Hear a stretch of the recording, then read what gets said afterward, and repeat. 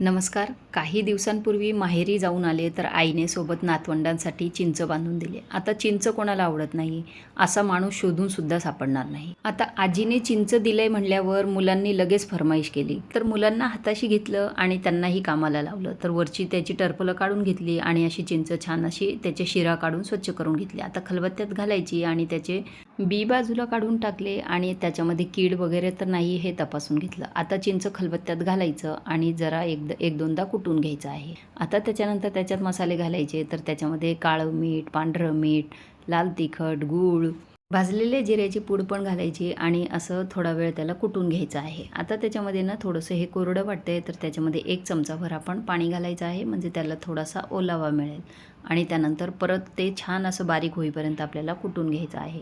मस्त असा चटपटीत चिंचेचा गोळा तयार होतो आणि हा गोळा बघून ना तुम्हाला तुमचं लहानपण आठवलं असेल आणि मलासुद्धा आठवलं आणि हा गोळा बघून तुमच्या तोंडाला पाणी सुटलं असेल ना, तर लगेच व्हिडिओला लाईक, शेअर आणि सबस्क्राईब करायला विसरू नका. आणि हा गोळा ना मी काय केलं, आईस्क्रीम स्टिकला असा लॉलीपॉपसारखा लावून घेतला आणि अर्धा तास फ्रीज करून घेतला, म्हणजे छान असा घट्ट होतो. वरून थोडंसं मीठ लावलं आणि मस्त मुलांना असा एन्जॉय करायला दिला. चटपटीत चिंचेचं गावठी लॉलीपॉप आवडलं असेल तर लाईक, शेअर, सबस्क्राईब करा. धन्यवाद.